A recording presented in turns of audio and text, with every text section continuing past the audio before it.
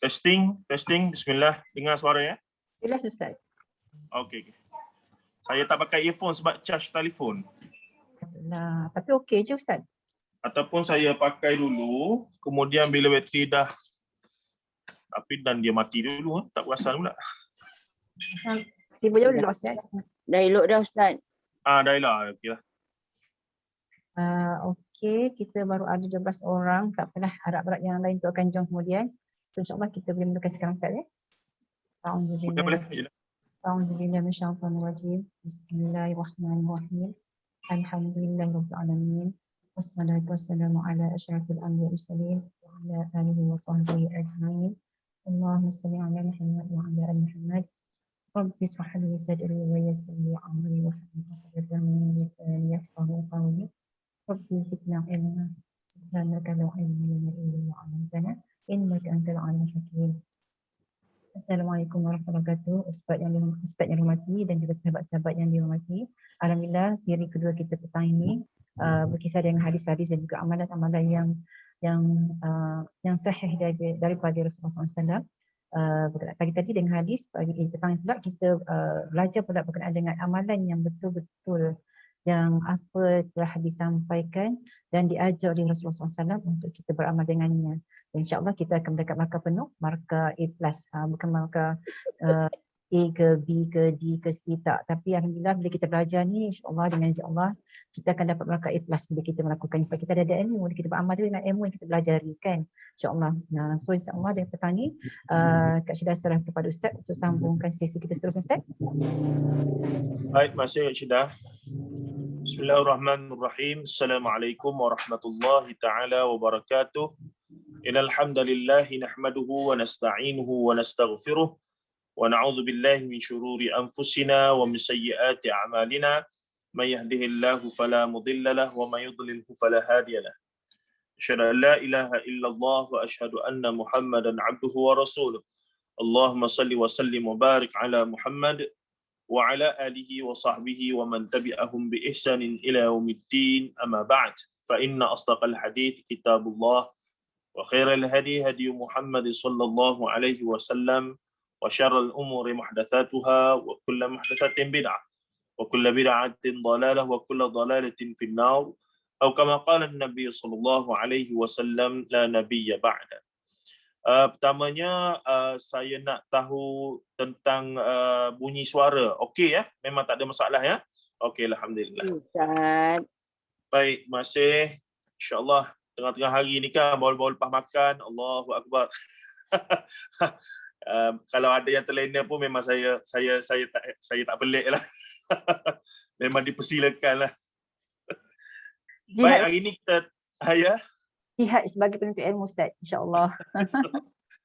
Baik, hari ini tanpa buang masa kita masuk amalan ke-10. Kalau boleh kita nak habiskan beberapa amalan lah untuk kita baca dan tengok apa yang dibahaskan oleh Ustaz Said Sabiq sesuai dengan sesi kita yang dinamakan sebagai sesi bedah buku ataupun wacana buku. Itu sangat baguslah, tidak memberikan beban kepada kita semua ya.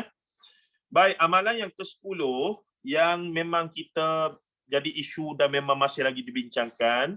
Dan sebenarnya tak ada isu sangat bagi yang sudah memahami, yang sudah tahu duduk letak di manakah amalan itu dan juga pandangan para ulama dari sudut pelbagai pandangan sebenarnya. Namun alangkah bagusnya jika kita bincang kerana di sana ada pandangan yang mengatakan menambahkan lafaz sayyidina dalam lafaz selawat kita sama ada di dalam atau di luar solat. Sebab solat ni ibadah khusus. Kalau di luar solat, itu dah jadi umum lah, tak ada masalah. Tapi bila ibadah khusus, biasanya para ulama akan berpegang secara khusus juga terhadap dalil-dalil dan juga sandaran yang digunakan itu. Maka memanglah dari alam Melayu ini, perkara ini walaupun nampak kecil tapi sudah menjadi polemik besar buat sekian lama. Kalau kita ingat dulu ada istilah kaum tua, kaum muda. Jadi antara yang diperdebatkan, yang diperbalahkan adalah isu inilah Sayyidina sahaja. Jadi kita ni generasi baru, kita tak naklah perkara itu masih diperbalahkan. Tapi kita nak tahu realiti dan hakikat pilihan yang kita ada dan kemudian menyebabkan kita boleh pilih yang terbaik. Itu yang kita sepatutnya zaman moden kita inilah yang sudah Kalau dulu tu satu kampung ada seorang tok guru, seorang pak lebay, dia seorang sajalah sumber agamanya. Hari ini tak boleh dah. Tok guru, pak lebay, tok syekh tu tak boleh nak kontrol dia seorang punya pandangan sahaja.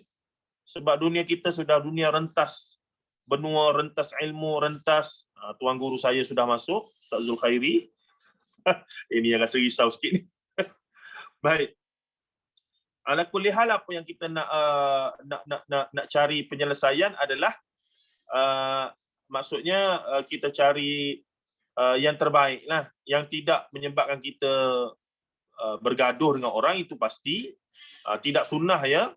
Dalam nak mengamalkan sunnah, kita bergaduh dengan orang, itu tidak sunnah. Sepatutnya dalam nak mengamalkan sunnah, kita lebih ramai orang yang dekat dengan orang yang seronok dengan kita dan seumpamanya, insya-Allah. Baik, kita masuk amalan 10, iaitu isu menambahkan lafaz Sayyidina dalam tahiyat akhir. Tahiyat akhir ni maksudnya termasuk tahiyat awal jugalah. Dan sebarang bacaan yang bersabit dengan nama Nabi SAW dalam solat. Mungkin ada lafaz-lafaz yang lain sebagai contoh dalam dalam kunut sebagai contoh. Biasanya dalam bacaan kunut di akhirnya wassallallahu ala Muhammad ataupun wa ala ali Sayyidina Muhammad itu. Baik, kata pengarang kitab kita ni, sebahagian masyarakat menganggap tambahan lafaz Sayyidina, yang lebih tepat Sayyidina. Pernah tak kita dengar ada orang ni, datuk dan nenek ni, cucu dia panggil Sidi ataupun Siti? Biasanya orang-orang peranakan Arab, keturunan Arab ni, itulah gelarannya, Sidi ataupun Siti. Saya ni, nenek saya beranak di Mekah. Dia orang Melayu lah. Dia macam dulu kan orang petani ke orang Nusantara ni pergi duduk lama di Mekah. Dia tak ada IC pasport zaman tu. Jadi kami ada saudara lagi di sana tu. Tapi tak pernah jumpa lah. Pernah jumpa sekali dua. Tapi nak katanya menjadi budaya, mereka panggil dan datuk moyang saya tukang gulai lah. Tukang masak. Bukannya ulama pun. Tukang masak. Dan dikata tukang masak di Mekah tu, bila dia balik, dia buat catering lah. Tukang masak masyhur lah dia di Kelantan, Kota Baru tu, Pasir Pekan. Kemudiannya ayah dia, yakni ayah kepada moyang saya tu penyalin kitab. Dia bukan penulis kitab, dia bukan ulama, tapi kerja dia menyalin kitab ulama. Dulu kan mana ada mesin cetak. Jadi dia tukang salin kitab balik. Jadi dia tu alim ke tidak, wallahu alam. Kami tak tahu, tapi yang kami tahu, maklumat yang sampai daripada the elders dalam keluarga kami, dia tu penyalin kitab. Itu saja.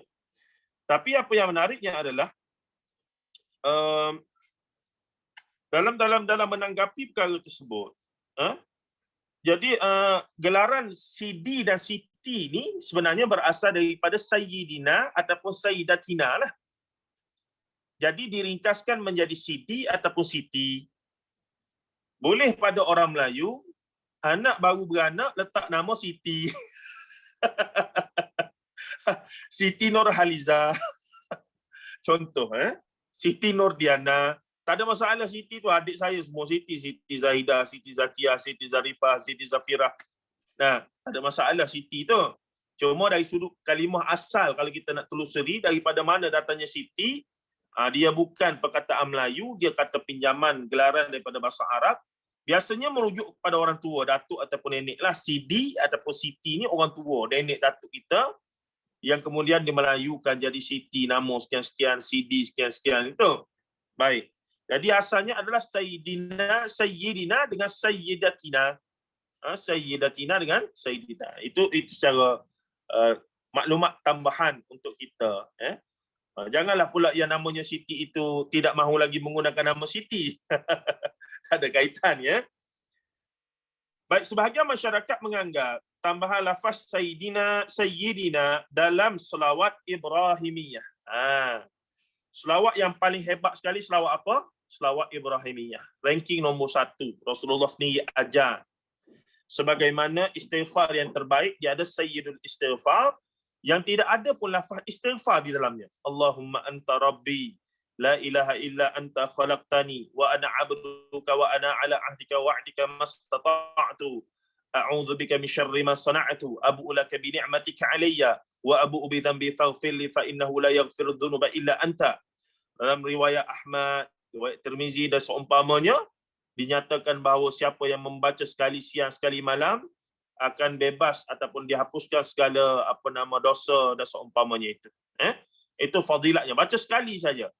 Kalau kata 33 tu yang selawat Fatimiyah tu 33, 33, 34 tu banyak juga. Yang ni baca sekali saja siang, baca sekali saja malam, maka akan diampunkan dosa walaupun sebanyak buih di laut. Dosa kecil ya, dosa kecil. Dosa besar tetap kena taubat. Baik tuan-tuan dan puan-puan rahimahullah. Selawat Ibrahimiyah ni Rasulullah sendiri yang ajar. Bukannya direka oleh sahabat ke apa semua, tidak.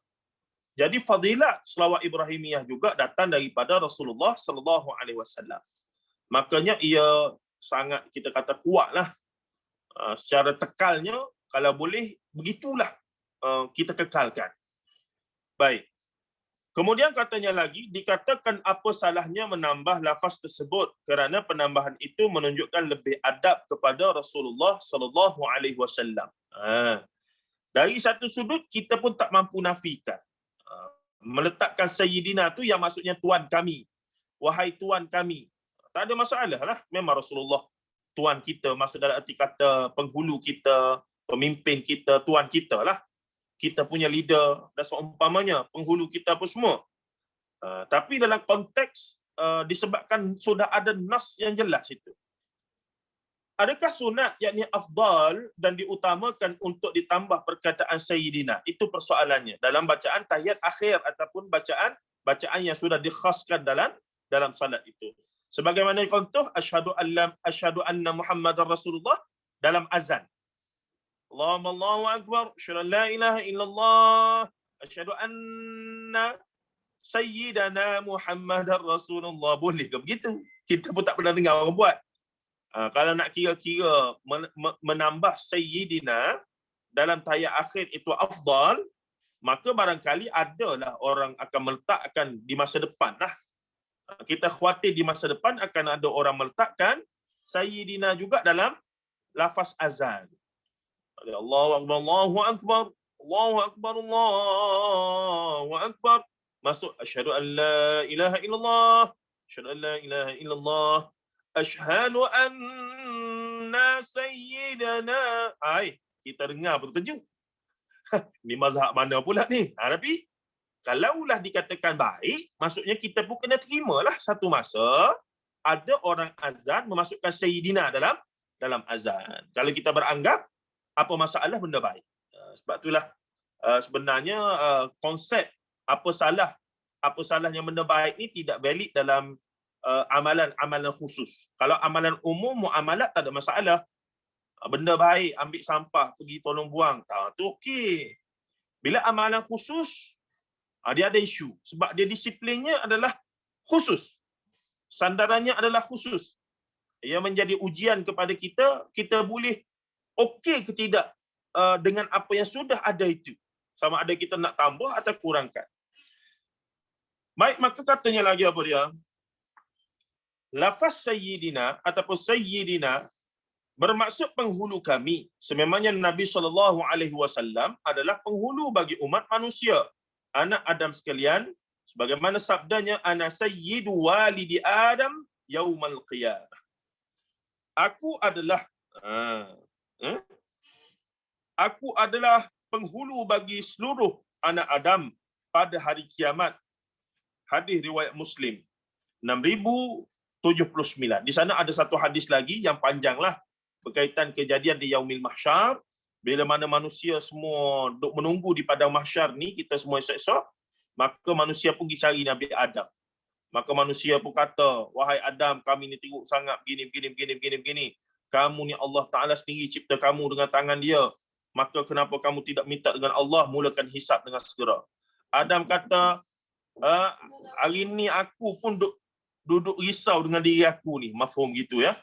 Nabi Adam kata, Tuhanku, pada hari ini Tuhanku marah sebagaimana dia tidak marah sebelumnya, dia tidak akan marah selepasnya. Nafsi. Aku pun duk risau dengan diri aku ni macam mana. Begitulah. Maka Adam kata, pergilah jumpa dengan Nuh. Maka manusia pergi jumpa dengan Nuh. Ni hadis yang panjang ya, berkaitan dengan Yaumil Qiyamah. Dalam hadis sahih, dalam buku saya 40 hadis sahih, kisah gaib ajaib tu ada kisah ini. Maka manusia pergi jumpa dengan Nuh. Mereka kata, wahai Nuh, kamu ni sekian. Ada Nabi Nuh kata,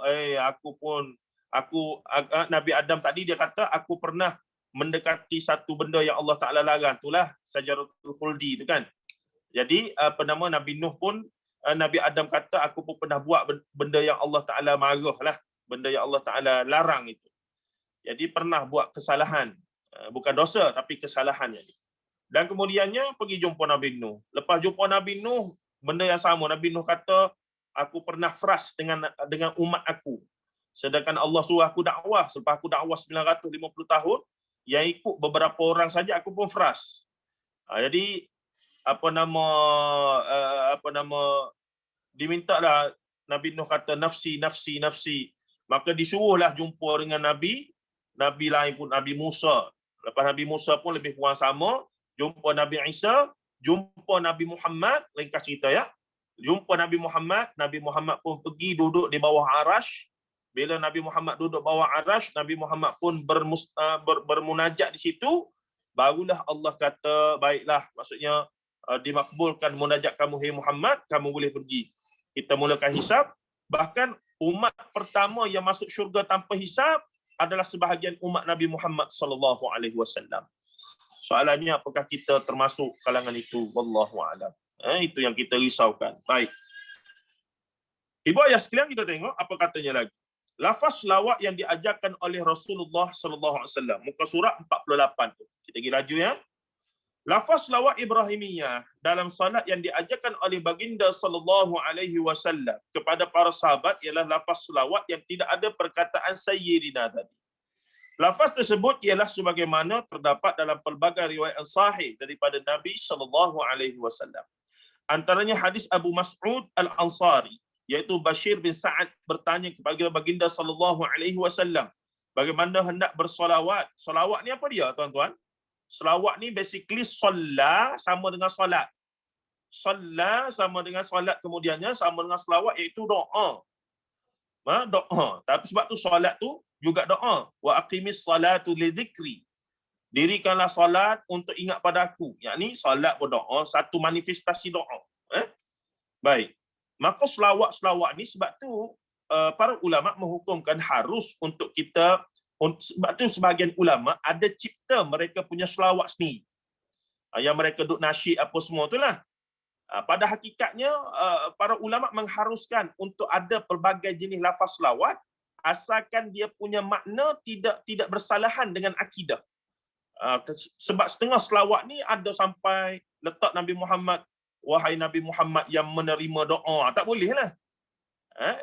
Sebab tu yang kita kritik macam Burdah Barzanji apa semua tu. Sebab ada baik-baik kata dia yang sedikit sebanyak ada unsur itu. Unsur terlalu mengagungkan itu. Sedangkan Rasulullah tetap seorang Rasul. Jadi kalau dikatakan wahai Muhammad, istajib doa'ana ya Muhammad, mustajabkanlah doa kami. Tak boleh lah. Itu dah letak level Nabi Muhammad sebagaimana Allah Azza wa Jal.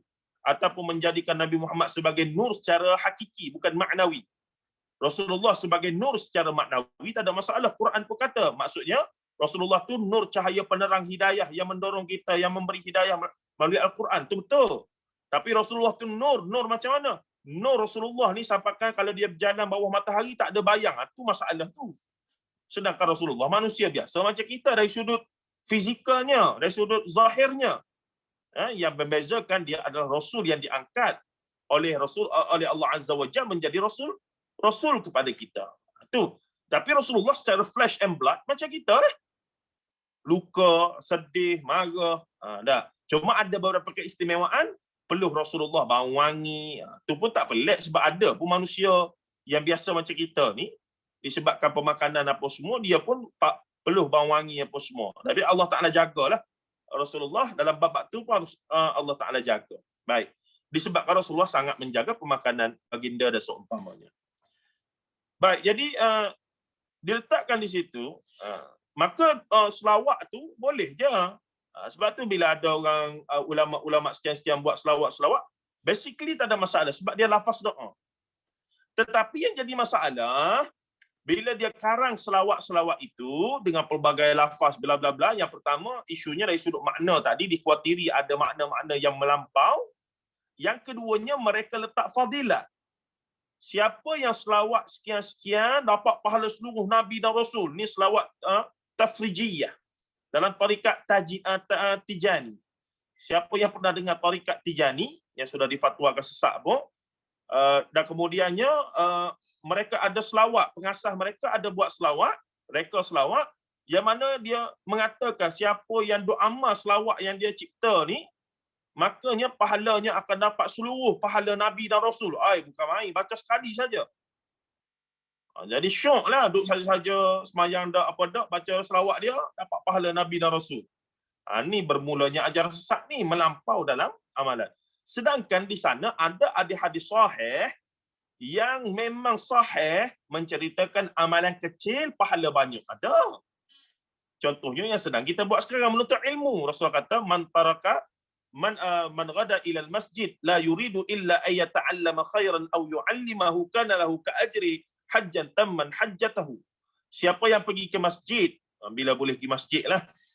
Man ghada ila al-masjid la yuridu illa ay yata'allama khairan aw yu'allimahu. Dan dia tidak berkehendak melainkan untuk menuntut ilmu ataupun mengajarkannya. Yang belajar, yang mengajar. Kana lahu ka ajri hajjan tamman hajjatahu. Baginya itu pahala sebagaimana mengerjakan haji secara sempurna. Ini diriwayatkan oleh Al-Imam Tabarani dalam Mu'jam Al-Awsat, Mu'jamul Kabir. Tengok tu. Dan begitu banyak lagi amal-amal saleh. Dr. Fadlan Osman ada susun ratusan hadis yang amalannya kecil tapi pahalanya luar biasa. Yang sahih. Yang sahih.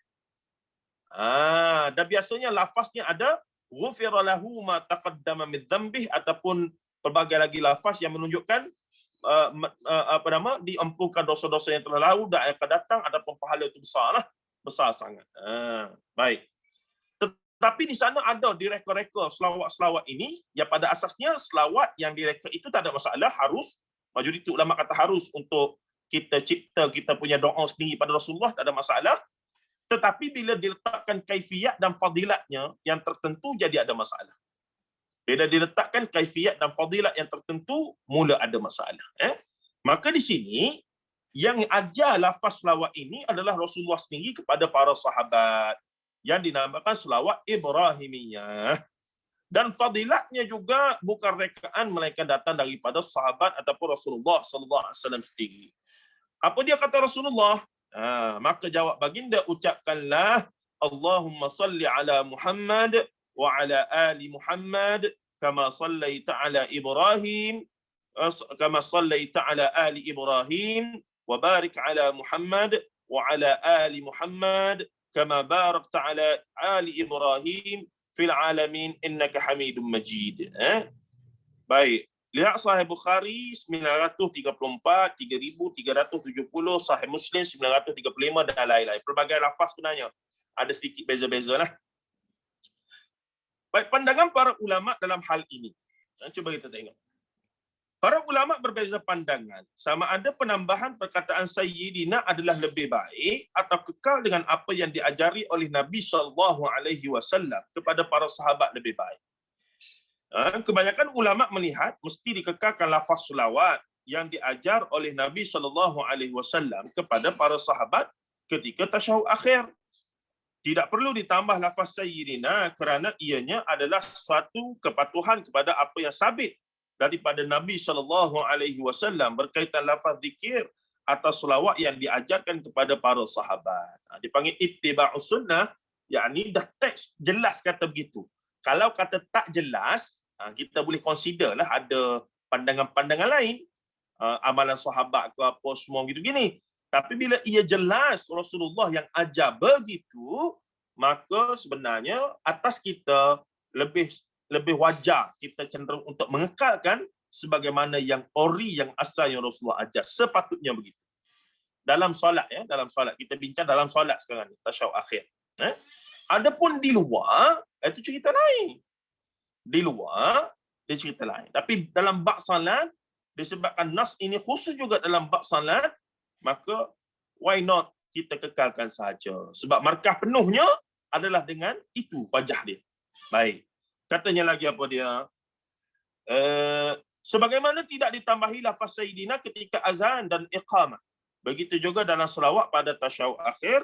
Ini disebutkan dalam Al-Mawsu'ah Al-Fiqhiyah Al-Kuwaitiyah. Satu mawsu'ah ni ensiklopedia yang cukup besar ya, sampai 50 jilid yang DBP cuba nak terbit, dikeluarkan oleh Jabatan Wakaf ataupun Kementerian Wakaf Kuwait. Sebab tu dinamakan sebagai Mawsu'ah Al-Fiqhiyah Al-Kuwaitiyah. Kuwaitiyah tu Kuwait lah. Dia cuba himpunkan semua pandangan-pandangan, kita katakan mazhab fiqh yang ada dalam Islam dalam satu ensiklopedia yang besar. DBP cuba terbitkan dengan terjemahkan tetapi terkandas di tengah jalan. Ramai sahabat saya yang terlibat tapi tak dapat diteruskan. Walaupun dananya besar. Ada Arab mana nak bagi, juta ke bilion, tak tahulah. Tapi ada lah yang nak bagi tu hari tu, tapi tak mampu diteruskan sebab terlalu besar. Baik. Mereka, siapa dia lagi ni kata? Sebagian ulama lain pula, antaranya para ulama mazhab Syafi'i yang terkemudian. Seperti Al-Iz bin Abdissalam. Al-Iz bin Abdissalam. Al-Imam Ar-Ramli. Al-Imam Qalyubi. Dan Ibnu Abidin daripada mazhab Hanafi. Mereka melihat penambahan lafaz Sayyidina ketika tasyahud itu adalah suatu yang digalakkan. Tengok. Bukan main-main ya. Ada ulama besar juga yang menyokong, yang melihat memasukkan lafaz Sayyidina itu sebagai benda yang baik. Sebab tujuan orang yang memasukkan itu tidak lain nak muliakan Rasulullah sallallahu alaihi wasallam. Baik. Mereka rahimahullahu taala wa nafa'ana Allah bihi wa ulumihi ya rabbal alamin mengatakan penambahan kalimah Sayyidina dalam tahiyat akhir dilihat dari sudut adab terhadap Rasulullah sallallahu alaihi wasallam. Dikatakan juga meraihkan adab adalah lebih baik daripada mematuhi perintah. Ini kata siapa? Ini dalam rujukan Mawsu'ah Fiqhiyah Kuwaitiyah. Dia rujuk kitab fiqh Syafi'i yang besar, iaitu Nihayatul Muhtaj Al-Imam Ar-Ramli. Itu antara kitab besar mazhab Syafi'i. Katanya lagi apa dia? Ibarat kita muliakan seseorang meskipun tidak diminta. Begitu ya. Meskipun tidak diminta. Baik, itu data-datanya daripada kedua-dua pihak yang bertegas bahawa dah Rasulullah ajar begitu, jelas sarih daripada lafaz Rasulullah, maka wajarlah kita kekalkan. Tetapi sebagian ulama mazhab Syafi'i, Al-Iz bin Abdissalam, Al-Imam Ar-Ramli, Al-Imam Qalyubi, Ibnu Abidin daripada mazhab Hanafi, mereka kata menambah itu satu kemuliaan, satu manifestasi memuliakan Rasulullah, maka Rasulullah layak dimuliakan walaupun tidak diminta. Dan dalam konteks ini kita pun duduk termenung, betul juga ya, tak boleh nak kata salah. Ada logik, bukan logik lah, memang betul lah. Kalau Rasulullah ada dengan kita, takkan kita nak panggil, hey Muhammad. Kita nak panggil begitu je. Kalau lah Rasulullah ada di kalangan kita sekarang, takkan kita nak jumpa, hey Muhammad. Tak boleh tuan. Kita jumpa orang yang tinggi pada kita sikit pun kita panggil dengan gelaran-gelaran yang memuliakan. YB, kita panggil ustaz, kita panggil tok guru, kita panggil apa? Sahibus samahah, kalau mufti kita panggil datuk, kalau dia berpangkat datuk dan seumpamanya. Jadi yang sedang kita bicarakan ini adalah Nabi Muhammad SAW. Ini pegangan pihak-pihak yang menyokong adanya lafaz Sayyidina dalam tahiyat akhir tadi. Di luar jangan kira lah, memang dibenarkan. Yang kita sedang bincangkan sekarang dalam tahiyat akhir itu, dalam solat khusus kita itu. Baik, kesimpulan dan pandangan. Ni Ustaz. Satu, daripada riwayat yang menceritakan tentang Nabi SAW mengajar para sahabat bagaimana hendak bersolawat kepadanya dalam solat. Tadi riwayat apa? Bukhari, Muslim tadi tu banyak tadi. Bagaimana hendak dapat dilihat bahawa sememangnya tidak ada lafaz Sayyidina. Itu jelas. Itu fakta yang memang tidak boleh siapa nafikan. Hatta mereka yang melafazkan Sayyidina pun mereka tahu. Dalam hadis nas tidak ada lafaz Sayyidina. Bila Rasulullah mengajarkan selawat Ibrahimiyah, yang mana selawat Ibrahimiyah itu kemudian menjadi sebahagian daripada lafaz bacaan tahiyat akhir itu. Baik. Kemudiannya, justru itu kebanyakan ulama berpandangan tidak perlu ditambah lafaz Sayyidina kerana mesti menunaikan apa yang diajarkan oleh Nabi SAW tanpa penambahan maupun pengurangan. Ittiba'. Itu pandangan yang pertama. Golongan yang pertama, bahkan majoriti ketiga, wallahu alam, kita tak berhenti nak kira.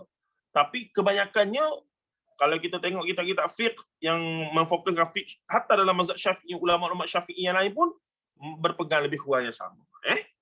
Baik. Yang kedua, sementara para ulama yang melihat penambahan lafaz tersebut pula menyatakan ianya adalah dari sudut adab kita kepada Nabi SAW sebagai memuliakan Rasulullah ataupun sebagai memuliakan baginda itu sendiri. Juga satu benda yang tidak mampu kita nafikan benarnya akan sikap tersebut itu.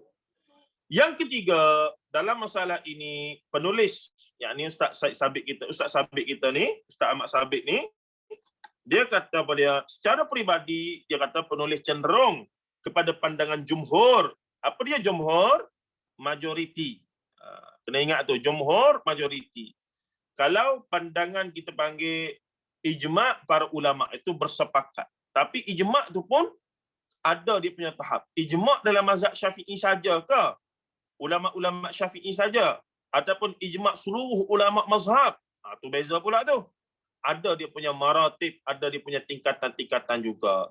Ni kita kata pandangan ijma' ni. Rupa-rupanya ijma' ustaz kita, 2-3 orang yang kita mengaji di surau tu.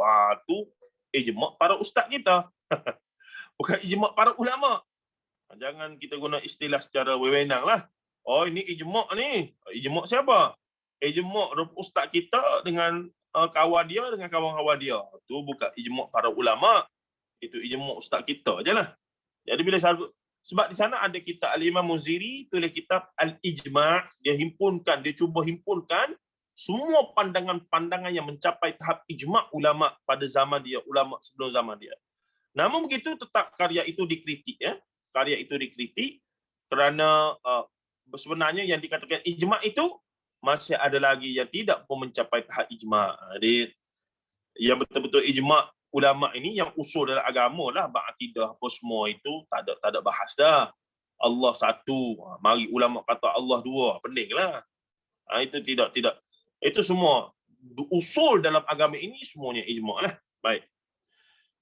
Baik, katanya lagi apa dia? Dalam masalah ini penulis secara peribadi cenderung kepada pandangan jumhur, yakni majoriti yang berpandangan bahawa adalah lebih utama tidak ditambah lafaz Sayyidina dalam selawat Ibrahimiyah di dalam solat. Ataupun ada pun di luar solat, wallahu a'lam, kata pengarang kita ni dengan beradab dia, ianya tidak menjadi masalah. Bahkan sememangnya menjadi suatu adab yang dan cara memuliakan baginda sallallahu alaihi wasallam, kerana sememangnya baginda sallallahu alaihi wasallam adalah penghulu kita semua, wallahu alam. Dan jika tanya saya secara pribadi pun, saya pun cenderung dengan penulis juga. Untuk dalam solat, kalau boleh kita kekalkan se-original yang mungkin yang Rasulullah ajar. Adapun di luar solat, tak ada masalah. Kita duduk selawat hari Jumaat, kita banyak selawat kan? Selawatlah. Bahkan pelbagai jenis lafaz. Allahumma salli ala Muhammad wa ali Muhammad. Allahumma salli ala Sayyidina Muhammad. Allahumma salli ala Muhammad wa ala alihi wa sahbihi ajma'in. Allahumma salli ala Sayyidina Muhammad wa ala alihi wa sahbihi wa barik wa sallim. Macam-macam lafaz, tak ada masalah apa. Tapi once dalam solat, tahiyat akhir, salah satu rukun lafzi yang mesti kita selesaikan, maka alangkah eloknya kita kekal dengan apa yang original yang Rasulullah ajarkan kepada kita, dan semoga dengan itu kita boleh A+ dalam bab itu. Walaupun kita tak katalah A- to C. Apa makna A- to C? Kita tak katalah kalau tambah Sayyidina tu jadi C, mungkin dia A juga. Tapi kita nak A+. Mungkin yang Sayyidina tu dapat A. Saya pun tak tahu, wallahu alam. Tapi jika kita kekal dengan apa yang ori yang Rasulullah ajar tu, insya-Allah semoga kita dapat A+, insya-Allah. Baik, seterusnya yang keempat, ada pun dalam salat sebaiknya tidak ditambah, kata pengarang kita ni, dan sebagaimana para ulama juga majoritinya, kerana salat adalah ibadah khusus. Zikir dan bacaan dalamnya juga diajar secara terperinci oleh baginda. Jadi kita mestilah berusaha mengikuti sebagaimana yang diajarkan oleh baginda sallallahu alaihi wasallam. Itu saja. Kalau orang tanya kenapa yang awak tak baca Sayyidina ni, kita jawab je lah. kalau boleh kami nak kekalkan sebagaimana yang Rasulullah ajarlah. Itu saja. Jangan jawab, Ustaz tak boleh ke, haram ke, makruh ke, bid'ah ke? Memang gaduh lah. ada pun benda-benda begini, kita keep for ourselves only, insya-Allah, untuk amal itu ya. Sebab yang mereka buat pun tak salah. Yang jadi masalahnya kita ni bila belajar satu benda ni, kita belajar yang betul ni, kita duk kata yang orang lain salah, tu jadi masalah tu. Padahal yang orang lain pun yang kita duk amal selama ni pun betul juga. Cuma makom dia tu. Dia kata A+, A minus, B, B minus. Yang mana duduk di situ tu, tu semoga Allah Ta'ala bagi kita hidayah untuk mencapai tahap yang terbaik lah dengan umur yang berbaki ini, insya-Allah. Baik, yang kelima, tidak menambah lafaz Sayyidina bukan bererti tidak beradab. Bukanlah bila kita tidak masukkan Sayyidina dalam tahiyat akhir tu, oh awak ni kurang hajar dengan Rasulullah. Tak boleh juga orang kata kita begitu. Macam bila kita terjemah hadis ya, kita baca terjemahan hadis ataupun terjemahan Al-Quran. Dalam bahasa Melayu kita menyebut Rasulullah sebagai baginda. Itu kata ganti nama bahasa Melayu yang mewah lah. Bagi orang yang mulia kita panggil baginda. Bagi orang yang mulia kita panggil pelbagai lah lafaz, baginda lah, tuan lah, apa semua kan. Tapi bila kita baca terjemahan hadis, ayah orang panggil Rasulullah apa? Ya oh Rasulullah, have you, adakah awak, gitu je. Sebab bahasa Inggeris you tu satu benda yang dah umum semua lah. Macam mak dengan mak ayah cakap dengan anak-anak, you saja. Dad, have you go to, gitu saja. Cuba kita bercakap dengan mak ayah kita. Ayah, awak dah pergi makan ke? Jam ayah sekejap, pening anak aku ni. Maka dalam bab ini orang Melayu lebih halus, sehingga kan panggilan abang tu ada abang long, abang ngah, abang teh, abang macam-macam lah gelaran itu. Jadi itu lebih menepati apa yang dipanggil Al-Quran bila kita memanggil orang tu qaulan ma'rufa, bercakap dengan ma'ruf yang baik itu. Dari sudut panggilannya itu, barangkali kita orang Melayu ni ada kelebihan dalam memanggil itu dengan lebih tepat, lembutnya. Kalau abang kita panggil abang, kita tak panggil nama dah seumpamanya. Kalau Mak Saleh relax gitu je, ayu, where you want to go? Awak nak pergi mana tu? Kalau kita, Mak, awak nak pergi mana tu, Mak? Jam Mak sekejap. Kamu ni dah kenapa? Nah, mengawak-awakkan mak ayah masing-masing ni. Jadi begitu. Jadi Rasulullah SAW bermaksud kita ini dalam masalah-masalah teknikal dalam ibadah khusus, maka tidaklah bermaksud bila kita kekal dengan adab dengan Rasulullah itu, dengan ittiba'us sunnah, kekal dengan hadis, maksudnya kita tidak mengamalkan adab. Dan saya tengok Cik Siti punya ulasan tadi menarik. Dia kata beradab dengan Rasulullah adalah mengekalkan apa yang Rasulullah ajar bila benda tu jelas. Kalau kata benda tu tak jelas, terbuka kepada ihtimal ataupun takwilan ulama, itu cerita lain. Yang ni lafaznya jelas. Bila Rasulullah dia tanya, bagaimanakah selawat? Rasulullah pun ajar selawat ni begini. Maka alangkah baiknya lah kita berpegang yang itu, tanpa kita menyalahkan yang lain dan seumpamanya. Wallahu a'lam. Baik, katanya lagi apa dia?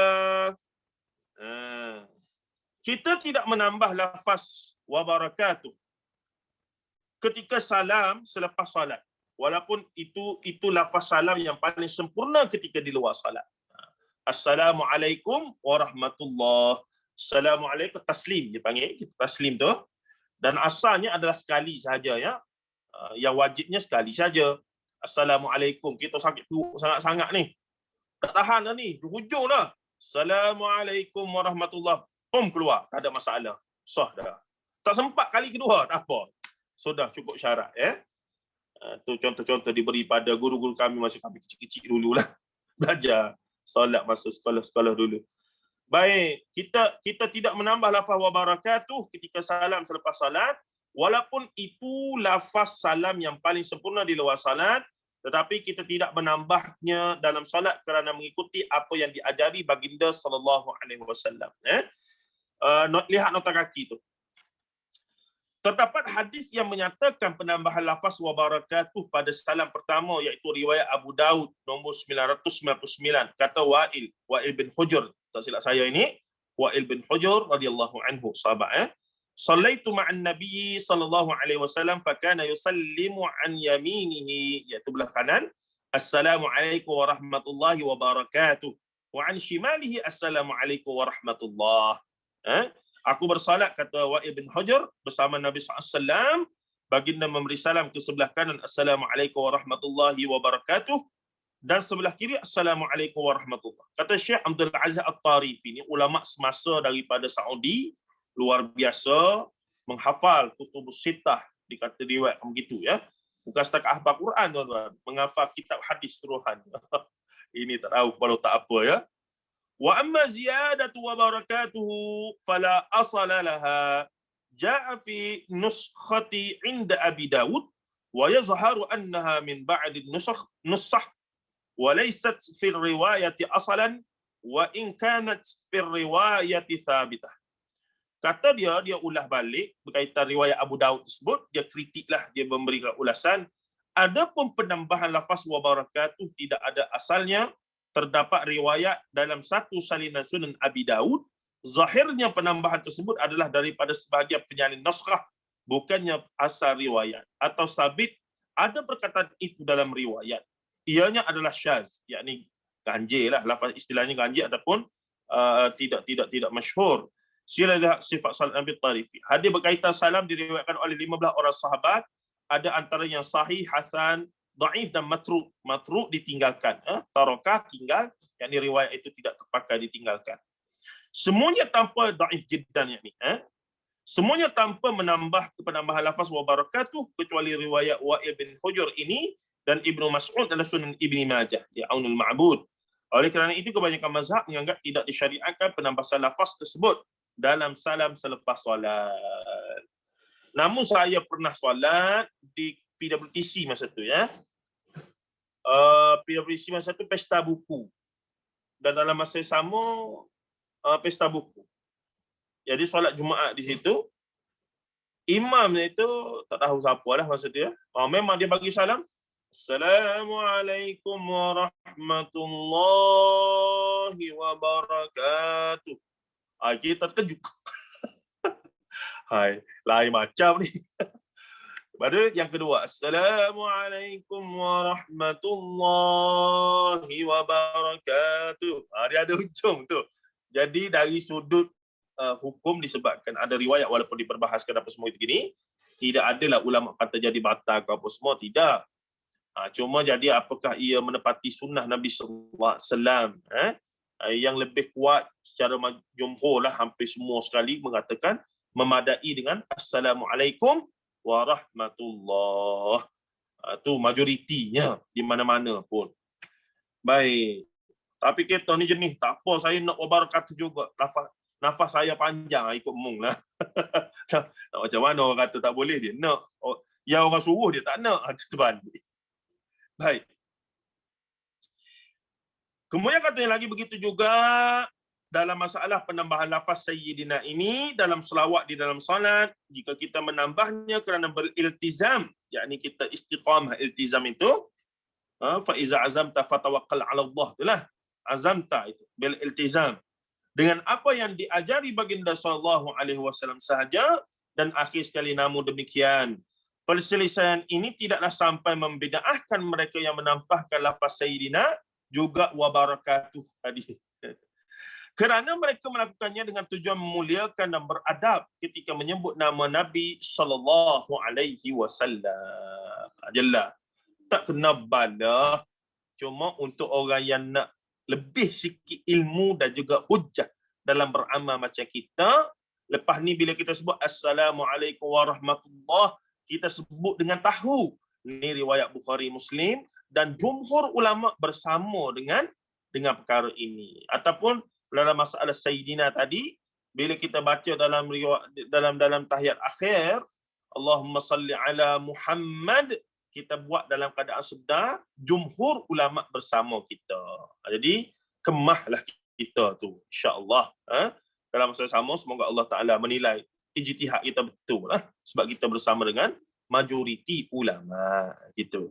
Tiba-tiba ada waktu kita nak sebut Sayyidina, tak ada masalah juga, sebut gilah, tak ada masalah. Tidak siapa jadi bidah. Oh ni, tidak sampai tahap itu. Baik, habislah kita amalan yang ke-10.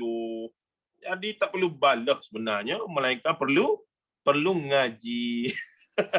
Perlu tahu sumber kenapa yang menyebabkan orang bergaduh, dan bila kita tahu tu, oh boleh belaka rupanya. Bolehlah, tak ada apa.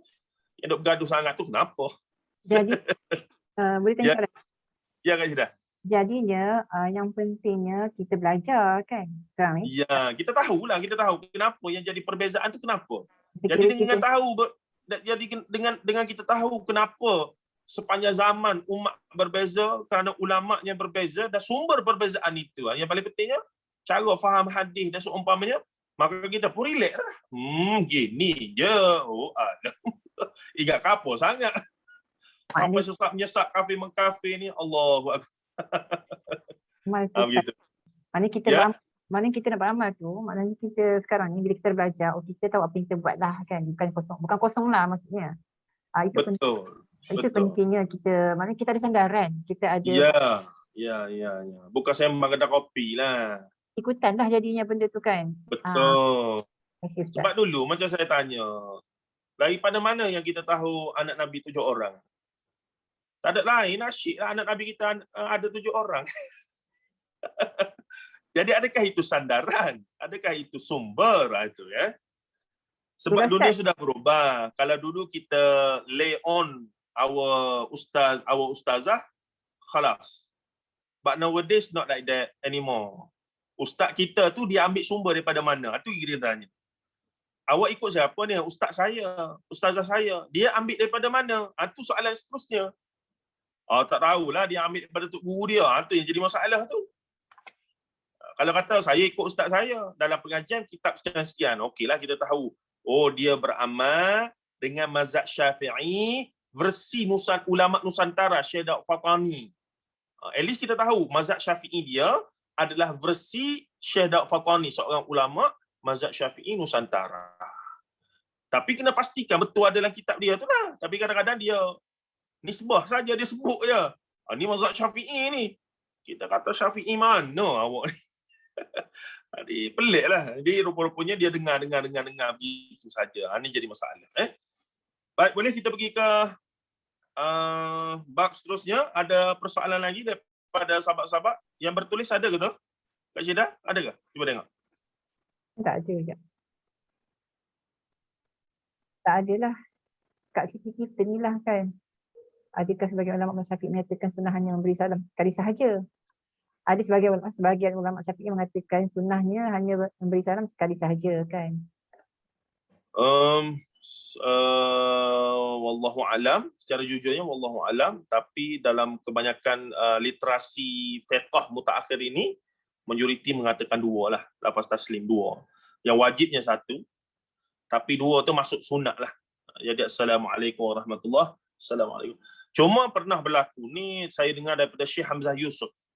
Saya ni minta maaf, saya dengar belaka Ustaz Ali Rambi ya, sebab kita minat mendengar fikrah yang pelbagai itu. Jadi dengan itu kita banyak ambil manfaat mereka. Tapi dalam masa sama, yang kita tak setuju ataupun yang kita rasa tidak selari dengan apa yang prinsip yang kita pegang, kita tak ambil lah. Jadi kalau Kak Syida kenal seorang ulama Amerika namanya Syekh Hamzah Yusuf. Dia ni USA, umur 20-an dia masuk Islam. Mak ayah dia scholars, ayah dia pensyarah Universiti Falsafah Bomda, dan dia pun sendiri train latar belakang first degree-nya dalam bidang falsafah, pemikiran apa semua ni. Dan dia travel dalam dunia Islam, pergi dengan ulama-ulama sufi Mauritania tengah padang pasir. Tapi penguasaan bahasa Arab dia excellent lah, luar biasa. Jadi dia ni menguasai tradisi keilmuan barat dan juga tradisi keilmuan Islam. Kemudian dia mazhab Maliki. Dan dia banyak bercakap tentang falsafah, pertembungan, pemikiran, peradaban, apa semua begitu begini. Luar biasa, subhanallah. Sheikh Hamzah Yusuf Hanson, bukan handsome, Hanson, Hanson. Sekarang ni umur dekat 60 lebih dah, tapi antara generasi Amerika yang melahirkan generasi Islam asal. Generasi mereka ni reverted Muslim ataupun converted punya. Generasi selepas mereka tu, anak-anak mereka tu first born Muslim yang betul-betul Muslim Western Muslim yang first born di sana. Ya, bukan yang migrate, bukan yang ni apa semua dah. Dan makin ramai. Dan bila ramai ni, ada juga isu-isu khilafiyah apa semua berlaku bertabungan itu. Itu memang masalah umat kita lah. Tak ada masalah. Itu adalah wacana-wacana di sana tu. Tapi yang menariknya dalam masalah rakaman lama dia, ya, walaupun dia ni Syekh Hamzah Yusuf ni pembawaan dia macam sufi lah, sebab dia memang berguru dengan sufi. Tapi sufi dia bukan sufi yang duduk sampai duduk meratik tak sedar diri apa semua ni. Tidak. Sufi dia sufi yang betul-betul tazkiyatun nafs, yakni yang betul berbicara tentang pembersihan jiwa. Itu Syekh Hamzah Yusuf.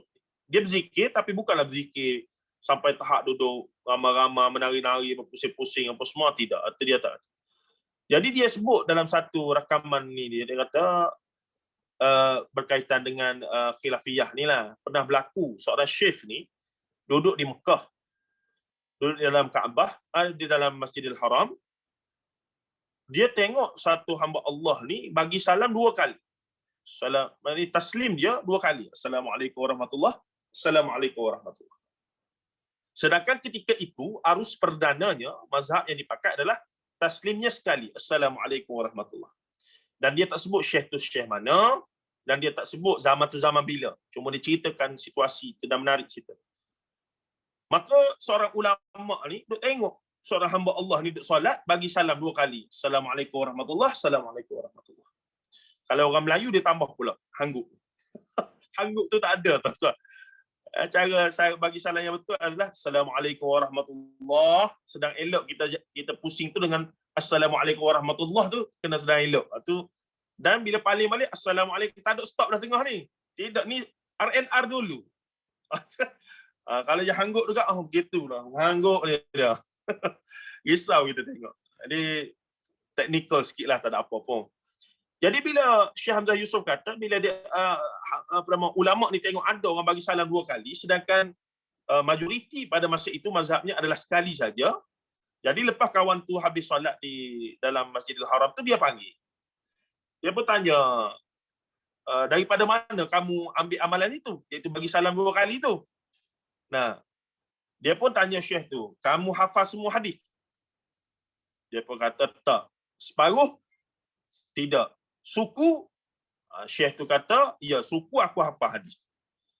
Mungkin dalam berapa, 50,000 ke tak? Kamu hafal 25,000 hadis riwayat ke? Suku kamu hafal? Ya, hafal. Anggaplah apa yang aku buat tadi ada dalam 3/4 yang kamu tak tahu tu. Hadis tu. Nak katanya ilmu ni luas. Dia nak gambarkan bahawa bila kita jumpa satu amalan, yang mana amalan itu kita yakin sahih daripada Rasulullah, disandarkan pada ulama, ada yang mengamalkannya, janganlah bila kita tengok ada yang berbeza sedikit, terus kita kata ni macam-macam ni, sesatlah apa semua. Sebab kadang-kadang orang jumpa riwayat yang lain. Macam kita tadilah, Assalamualaikum warahmatullahi ta'ala wabarakatuh. Jam kita ya, terkejut. Rupa-rupanya ada riwayat sungguh dalam sahih, dalam riwayat Abu Daud. Walaupun kemudian ramai ulama kritik lah perkara tersebut. Tapi nak katanya, ada tetap ada lah. Itu istilahnya, jangan cepat melatah. Melainkan perkara itu jelas bersalahan dengan jumhur dan seumpamanya. Baik, kita pergi ke amalan sebelah. Boleh, ha? Boleh Kak Syeda? Ibu-ibu sekalian, boleh kita pergi ke amalan ke-11? Boleh Ustaz? Boleh. Pun menarik juga. Kalau boleh kita habiskanlah dua bahagian ini, insyaAllah. Baik, bacaan khusus dalam sujud sahwi. Apa dia? Subhana man la yanamu wa la yasqur. Maha suci Allah yang tidak tidur dan tidak mengantuk. Subhana man la yanamu wa la yasqur. Itu yang diajarkan dan masyhur. Saya ingat siapa-siapa pun mengaji fiqh daripada dia kecil besar, guna kitab fiqh di alam Melayu, Jawi apa semua, itulah yang diajarkan, iaitu bila sujud sahwi, itulah bacaannya. Sujud sahwi ini apa dia? Tertinggal rukun. Tertinggal rukun. maka sujud sahwi. Tapi dalam mazhab Syafi'i, kita ada istilah sunat ab'ad dengan sunat hai'ah. Sunat ab'ad, sunat yang kalau tinggal, maka kena ganti dengan sujud sahwi. Sunat hai'ah, sunat yang jika tinggal, tak kena sujud sahwi. Cara umumnya begitu. Dalam fiqhul Islami wa adillatuh, dia ta'arifkan begitu. Ya. Campur sunat ab'ad dengan sunat hai'ah itu kurang lebih ada 40 sunnah yang hukumnya sunat dalam mazhab Syafi'i, yang dulu kita pernah buat banking dengan Ustaz Zulkhairi, saya tak sempat habis bentang. Dan nota itu sudah saya bukukan sebenarnya dalam proses untuk terbit. Nak fokus sunnah-sunnah dalam solat menurut mazhab Syafi'i sahaja. Sebab guru kami, hafizahullah, Tuan Guru Datuk Dr. Abdul Basit Abdul Rahman, hafizahullah, kata apa dia? Sunat ni buat dapat pahala, kalau tinggal kita apa? Kita rugi. Sunat-sunat ni buat dapat pahala, kalau tinggal kita rugi. Baik. Amalan ke-11, bacaan khusus dalam sujud sahwi. Sujud sahwi ialah 2 kali sujud yang disyariatkan sekiranya seseorang yang sedang bersalat, kemudian dia terlupa sesuatu, contohnya jumlah rakaat atau tertinggal perkara wajib seperti tasyahud awal, atau dia teringat selepas solat ada rukun yang tertinggal ketika solat sebentar tadi. Ada 2 keadaan ya. Dilakukan ketika sedar dalam solat tu, seterusnya di hujung kita sambung tu. Ataupun di sana ada hadis Nabi SAW, Rasulullah dah habis solat, kemudian ada sahabat tegur. Rasulullah pun bergerak sedikit, ubah tempat, Rasulullah pun sambung sujud 2 rakaat, dua kali. Maksudnya dah habis solat baru buat. Tapi yang ni tak biasa kita tengok ya. Yang biasanya yang di akhirnya bila ditegur subhanallah kalau imam tertinggal rakaat, contohnya 3 rakaat ataupun dia tertinggal rukun ke apa semua, maka ditegur itu. Baik, kita tengok. Katanya lagi, bilakah seseorang perlu sujud sahwi? Sebelum kita membincangkan berkaitan bacaan ketika sujud sahwi, mungkin perlu kita lihat secara sepintas tentang keadaan bilakah seseorang itu perlu untuk sujud sahwi. Ringkasnya ada 3 sebab sujud sahwi dituntut untuk dilakukan jika berkaitan dengan rukun. Yang pertama, menambah rukun dengan tidak sengaja ya. Contohnya Ahmad tertambah rakaat. Situasi ini terbagi kepada 2. Teringat ketika dalam salat Ahmad perlu meninggalkan rakaat tersebut, terus duduk tasyahud akhir, kemudian sujud sahwi. Teringat selesai solat, terus sujud sahwi dan beri salam. Dah habis solat dah. Ada orang tegur. 5 rakaat tadi, Imam. Dia pun Allahu Akbar. Sujud. Seseorang itu syak. Syak apa dia? Mari syak wasangka pula. Mari dia kata was-was. Syak. Contohnya dia syak, dia telah solat 3 atau 4 rakaat. Justru dia perlu mengambil bilangan yang sedikit untuk selamat, ihtiyat, jaga-jaga, tambah 1 rakaat lagi, kemudian sujud sahwi sebelum salam. Sebelum salam. Dalam kes ini, setelah membaca habis tasyahud akhir, sebelum bagi salam, sujud sahwi dulu 2. Dan di sana ada juga yang dibuat selepas sujud, selepas bagi salam. Baik, mengurangkan rukun, contohnya seseorang itu tertinggal rukun secara tidak sengaja atau terlupa, terbahagi kepada 2. Teringat ketika masih dalam solat, contohnya Maryam tertinggal rukuk pada rakaat kedua, situasi ini terbahagi kepada 2.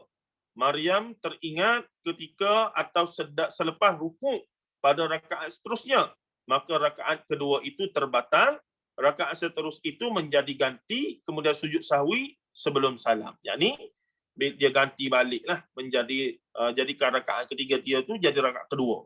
Maka dia kena tambah 1 lagi. Yang kedua, Maryam teringat sebelum sampai kepada rukun itu pada rakaat seterusnya. Dia perlu kembali kepada rukun yang tertinggal, sambung solat seperti biasa. Setelah itu sujud sahwi sebelum salam. Baik. Itu 2 keadaannya. Kemudiannya, tertinggal setelah selesai solat. Teringat selepas selesai solat.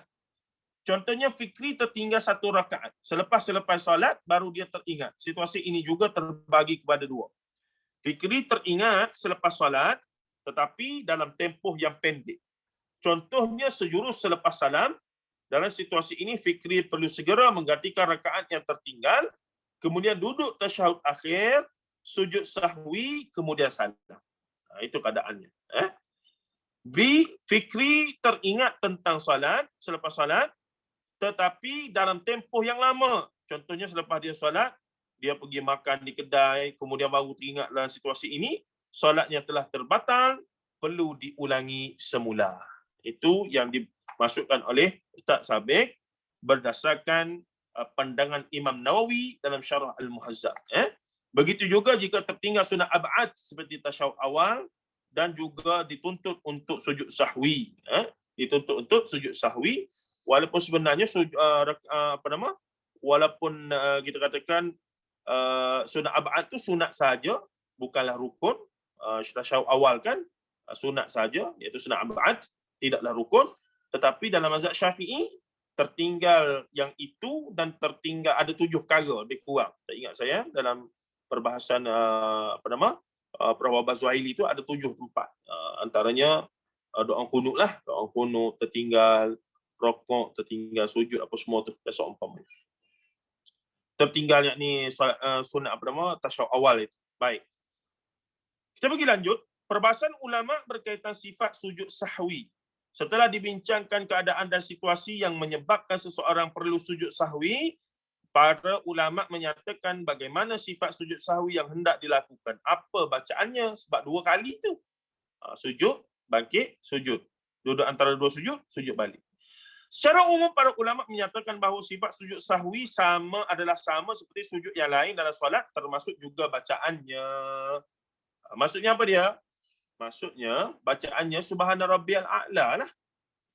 Itu asasnya. Sama dengan sujud biasa. Subhana rabbiyal a'la, subhana rabbiyal a'la, subhana rabbiyal a'la. Kalau ikut Ustaz Zul, kena banyakkan lebih 5, 6, 7, 8. Sepatutnya banyak. Yang diletakkan 3 itu sunnah yang umum lah. Ada sunnah yang lain adalah memperbanyakkan sebanyak mungkin itu. Kata Al-Imam Zakaria Al-Ansari, antara Syekhul Islam dalam mazhab Syafi'i. Dia satu ulama besar dalam mazhab Syafi'i yang diberi nama Syekhul Islam, iaitu Zakaria Al-Ansari rahimahullah ta'ala. Wa kaifiyatuha kasajdatain as-salati yajlisu muftarishan bainahuma kama marra fi sifat as-salati wa ya'ti bi dhikri sujudi lis-salati fihima. Baik, dan kaifiat sujud sahwi itu seperti sujud salat. Duduk iftirash antara keduanya sebagaimana yang dinyatakan dalam bab sifat salat, dan zikir bacaannya adalah bacaan sujud salat. Samalah sebenarnya. Ini siapa dia kata ni? Satu orang ulama yang besar yang digelar sebagai Syekhul Islam dalam mazhab Syafi'i. Namun para ulama dalam mazhab Syafi'i juga kebanyakannya menukilkan bahawa sebagian ulama menganjurkan juga membaca zikir yang biasa kita belajar sejak kecil, iaitu subhana man la yanamu wa la yas'u. Iaitu Maha Suci Tuhan yang tidak pernah tidur dan tidak pernah lupa. Pun ramai juga ulama Syafi'i yang kata demikian. Hal ini kerana bacaan atau zikir ini sesuai dengan situasi yang berlaku di mana kita terlupa. Lalu kita memuji-muji Allah yang suci daripada sifat lalai, lupa dan tidur. Ini disebutkan dalam Syarah Al-Kabir Al-Imam Al-Rafi'i, dalam Radatul Talibin Imam Nawawi jilid 1 muka surat 420, dalam Mughni Muhtaj Al-Khatib Al-Syirbini dalam jilid 1 212 dan lain-lain. Maksudnya ramai ulama mazhab Syafi'i yang berpandangan demikian. Maka tidak hairanlah kita di Nusantara ini yang mazhab fiqhnya adalah secara rasmi aliran perdananya adalah dinisbahkan mazhab Syafi'i, maka pengaruh ini sangat kuat dan juga itulah yang diamalkan. Subhana man la yanamu wa la yas'u. Baik. Soalan seterusnya, apakah tasbih tersebut, zikir tersebut ada riwayatnya dalam mana-mana hadis? Subhana rabbiyal a'la confirm ada. Subhana rabbiyal a'la confirm ada. Subuhun quddus rabbuna wa rabbul malaikati war ruh ada. Dan pelbagai lagi lafaz sebenarnya. bila Ustaz Zul datang ke pelbagai riwayat, kita pun jam sekejap. Banyaknya. Memanglah banyak. Lepas tu kita tak tahu. Tak ada orang ajar kita. Tak ada orang ajar kita versi hadis. Yang banyak ajar kita versi fiqh. Dan yang hadis tu pun fiqh juga. Cuma ulama fiqh ni kerjanya adalah memudahkan. Dia sistemkan untuk mudahkan orang awam macam kita. Jadi, bila mari ulama hadis ni, dia kata, kita ajarlah semua. Mereka nak beramal tak beramal, cerita dua. Paling tidak mereka tahu, pelbagai ada lafaz rupanya. Barulah dia dengar yang lain sikit daripada yang biasa dia buat. Dia tak mudah lah nak kata orang macam-macam. Ni tidak, kamu ni lain pada orang lain ni. Mari mana ni? Walaupun ada riwayat-riwayat sahih. Bahkan itu juga yang dipegang oleh ulama-ulama mazhab Syafi'i sebenarnya. Baik, apa katanya? Tasbih atau zikir ini wallahu alam, kata pengarang kita, berlapik ya. Alhamdulillah, cukup bagus buku ni. Dia tidak mengajakkan kita untuk bertegang leher lah. Kalau tidak dia kata, tak kira, baik bakruk, kita kena ikut hadis yang sahih. Hak lain tak betul belaka. Ulama-ulama pun kalau salah dengan hadis, kira tak betul belaka. Tu kan masalah juga kita tu, pening juga kita tu. Tapi dia kata sini, tasbih atau zikir ini wallahu alam tidak sabit daripada hadis. Hal ini sebagaimana dinyatakan oleh Al-Hafiz Ibnu Hajar Al-Asqalani rahimahullah ta'ala. Ini pun ulama besar juga. Mazhab Syafi'i juga. Ketika menyatakan komentar terhadap perkataan Al-Imam Rafi'i rahimahullah. Al-Imam Rafi'i ini antaranya yang awal sikit daripada Imam Syafi'i, Imam Nawawi. Tak silap saya, guru pada Imam Nawawi rahimahullah ta'ala. Al-Imam Rafi'i rahimahullah. Ataupun saya tersilap ya di situ. Kata qauluhu sami'tu ba'dal a'immati yahki annahu yastahibbu an yakula fihima subhana man la yanamu wa la yashu ay fi sajdatai sahwi. Qultu lam ajid lahu aslan. Katanya apa dia? Kata beliau, yakni Imam Ar-Rafi'i rahimahullah ta'ala, aku mendengar sebagian para imam menukilkan bahawa dianjurkan untuk disebut pada dua sujud sahwi. Subhana man la yanamu wa la yashu. Aku, yakni Ibnu Hajar kata, dia datangkan nukilan Al-Imam Ar-Rafi'i, kemudian dia ulas balik. Dia kata, aku, yakni ana, lam ajid lahu aslan, qultu. Dikatakan, aku tidak mendapati baginya asal. Tak tahu datang daripada mana. Ni jadi isu lah juga ni. Secara asasnya jelas bahawa tasbih yang biasa kita ungkapkan ketika sujud sahwi adalah tidak sabit daripada Nabi SAW. Kita tak kata hukum dia bid'ah ke, hukum dia tidak sahih ke apa, tidak. Cuma kita kata, Al-Imam Ibnu Hajar kata, lafaz disebut subhana man la yanamu wa la yasu, tidak ada dalil yang sahih yang disandarkan kepadanya daripada Nabi SAW. Tetapi majoriti ulama besar mazhab Syafi'i menukilkannya dalam kitab masing-masing. Jadi lagu mana kita ni? Masalah lah juga kita ni. Nah, lagu mana tu? Kita tengok apa yang diberikan kesimpulan oleh Ustaz Said Sabiq kita ni. Dia kata yang kesimpulannya, sujud sahwi dilakukan kerana berlaku sama ada tertambah atau syak atau terkurang rukun. Itu asasnya, rukun. Tapi dalam mazhab Syafi'i tidak rukun, sunat ab'ad juga dikira itu. Sunat ab'ad juga perlu untuk sujud sahwi, iaitu antara lain tadilah tertinggal baca kunut dengan tertinggal tasyahud awal, dia ada 7, 8 tu. Kita tengok baliklah. Yang kedua, sifat dan tata cara sujud sahwi adalah sebagaimana sujud salat yang lain, 2 kali tu. Sujud subhana rabbiyal a'la, bangkit, baca bacaan antara 2 sujud, lepas tu sujud balik subhana rabbiyal a'la, bangkit balik, lepas tu bagi salam ke ataupun teruskan. Seterusnya, tasbih subhana man la yanamu wa la yashu tidak sabit daripada Nabi SAW. Tetapi para ulama menganjurkan bacaannya kerana bersesuaian. Ulama mazhab Syafi'i lah. Kerana bersesuaian dengan keadaan di mana kita terlupa ketika salat, justru kita pun menyucikan Allah daripada sifat alpa dan lalai tersebut. Yang kelima, sebaiknya dikekalkan bacaan sebagaimana sujud yang lain kerana tidak sabit bacaan tasbih yang biasa diamalkan. Itu wallahu a'lam, berdasarkan manhaj penulisan buku ini, kita kalau boleh nak cari yang ada sumber yang jelas lah. Tanpa kita menafikan para ulama mazhab Syafi'i itu pasti ada sumbernya. Cuma mungkin dia tak jelaskan kepada kita daripada mana, ya. Ataupun paling tidak kalau ia sandarkan pada hadis yang dhaif pun tak ada masalah. Hadis dhaif lebih dipakai dalam bab fadailul a'mal ini berbanding dengan pandangan-pandangan peribadi. Itu kata Imam Ahmad bin Hanbal. Imam Ahmad bin Hanbal kata hadis dhaif. Sebab dhaif ni ada syarat dia lah, bukan saja dhaif gitu. Tu kena belajar Ustaz Zulkhairi. Hadis dhaif ini para ulama terima, tapi dengan syarat, dia panggil dawabit, dengan disiplin, dengan syarat-syarat pengamalannya. Tak ada masalah untuk kita terima. Imam Al-Bukhari rahimahullah, Muhammad bin Ismail, ada kitab khas yang menghimpunkan hadis-hadis tentang adab. Tajuknya Al-Adabul Mufrad, yang banyak hadis-hadis dhaif di dalamnya. Tapi sebab dia bab adab, bab tentang motivasi, bab tentang fadailul a'mal, maka ia tak ada isu lah, ia diterima. Siapa yang mengaji hadis, maklum, ma'ruf akan perkara ini. Tapi bila ia melibatkan akidah, bila ia melibatkan hukum hakam halal haram, maka tak boleh guna hadis dhaif. Hadis dhaif pun tak boleh guna. Begitu disiplinnya. Baik, kita selesai di situ.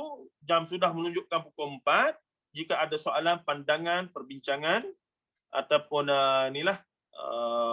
mungkin ada tambahan-tambahan maklumat yang saya mungkin terlepas pandang, mohon dikongsikan insya-Allah. Kita buka dalam 5-10 minit. Kalau tak ada, kita habis awal lah. Kak Syirah? Sebabnya kalau topik yang ke-12 ni pun interesting juga Ustaz. Memang Betul. amalan Sempat lagi. Nak teruskan, sempat lagi. Itulah teruskan Ustaz, sebab Teruskan. kalau Boleh lah. pun nanti kita dan kemudian sikit insya-Allah. Boleh. Baik, amalan ke-12, keramat doa pada sujud akhir. Ini pun satu perangai. Beranggapan bahawa hanya sujud terakhir dalam solat, sama ada fardu ataupun solat sunat, sebagai waktu yang sangat-sangat mustajab doa lah begitu. Maka sujud akhir itulah dia sungguh-sungguh berdoa sesungguh hati. Sujud-sujud yang lain dia buat relax saja. Soalannya Allah sedang menunggu, tak begitu, tapi menjadi trend lah, menjadi satu kita kata budaya. Tunggu sujud akhir. Dia macam hero Tamil lah. Last tu baru tunjuk. Kena belasah dulu apa semua lah tu barulah bersungguh gitu. Jadi tidak benar, sebab sepanjang solat itu, kalau kata sahabat saya Ustaz Syarif, dia kata solat ni macam bila kita start Allahu Akbar tu, kalau kita punya handphone ni, maksudnya bar kita punya apa nama dia panggil? Recipient, dia punya apa dia panggil? Dia panggil ni kita punya penerimaan tu lah. Apa dia? Reseptor kita tu sedang menerima, maksudnya kalau bar tu tengah penuh. Jadi sepatutnya munajat itu, yang dikatakan munajat, kita meronta, meminta dalam hati sepanjang solat. Mulut kita berkumat kamit membaca rukun-rukun, tapi hati kita ni sedang merayu-rayu, merintih-rintih pada Allah. Yang tu yang kata datangnya khusyuk itu antaranya.